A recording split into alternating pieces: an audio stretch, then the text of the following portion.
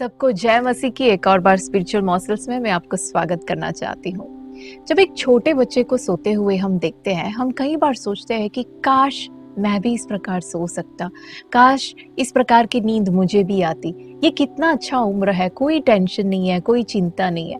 देखिए, छोटे बच्चे के बारे में ऐसे माना जाता है कि बच्चे इस प्रकार इसलिए सो पाते हैं क्योंकि उनका भरोसा उनकी माँ के ऊपर जो है वो बहुत ही गहरा है।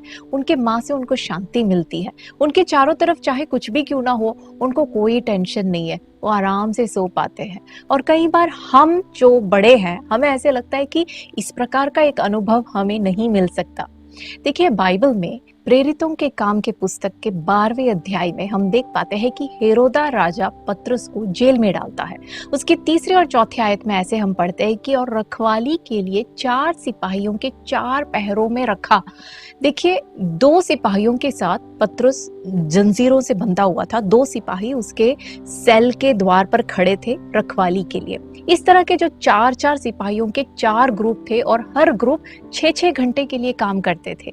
इसके 6 आयत में हम पढ़ते हैं कि सुबह हेरोदा राजा जो है पतरस को ट्रायल के लिए ले जा रहा है, तो उसके पिछले रात को पतरस 2 सिपाहियों के बीच जंजीरों से बंधा हुआ सो रहा है। 6 आयत में हम पढ़ते हैं कि वो सो रहा है।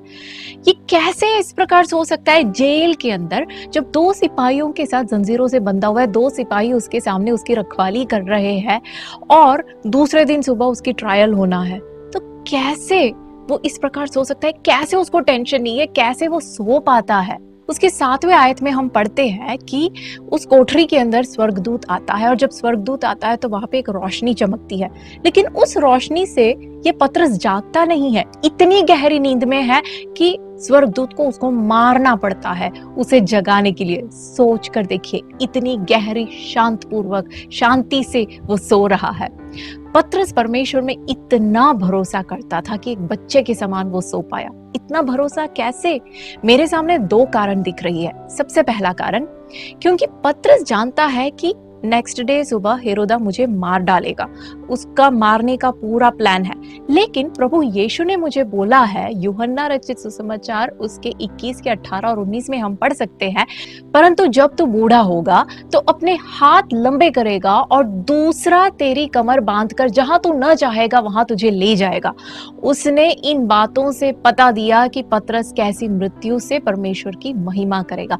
पतरस जानता है कि उसे कब मरना है और कैसे मरना है। वो सिर्फ अब्बा पिता परमेश्वर के हाथों में है, हेरोदा राजा के हाथ में नहीं है। दूसरा कारण ये है कि इसके 5वें अध्याय के 18वें आयत में हम देख पाते हैं कि पतरस को उस वहां पे अरेस्ट कर जेल में डाला गया, लेकिन उसी दिन रात को परमेश्वर अपने स्वर्गदूत को भेजकर जेल का द्वार खोलकर पतरस को वहां से बाहर निकालता है। पतरस जानता है कि यदि परमेश्वर ने पिछले दिनों में मेरे लिए चमत्कार किया, पिछले दिनों में स्वर्गदूत को भेजा, तो आज कौन सी बड़ी बात है? आज रात को प्रभु वही कर सकता है। मैं क्यों टेंशन लूं? वो फिर से अपने स्वर्गदूत को भेजेगा। मैं सोने जा रहा हूं। और वो इतनी गहरी नींद सोता है कि स्वर्गदूत को उसे मार कर जगाना पड़ता है। मेरे प्रिय मित्रों, क्या परमेश्वर ने पिछले दिनों में आपके लिए मुहैया नहीं किया? अगर उसने पिछले दिनों में किया है तो क्या वो आज आपके लिए नहीं करेगा? क्या परमेश्वर ने आपके भविष्य के लिए कुछ भी आपसे कहा है? जो भी कहा है उसे पकड़ कर रखिए। देखिए, शैतान बहुत कुछ बोलेगा, लेकिन शैतान के शब्द आपके जीवन के ऊपर कोई महत्व नहीं है। परमेश्वर के शब्दों का, परमेश्वर की जो भी वाणी आपके लिए हुई है, सिर्फ उसी का महत्व है। हालेलुया। प्रभु आप सबको आशीष दे। God bless you.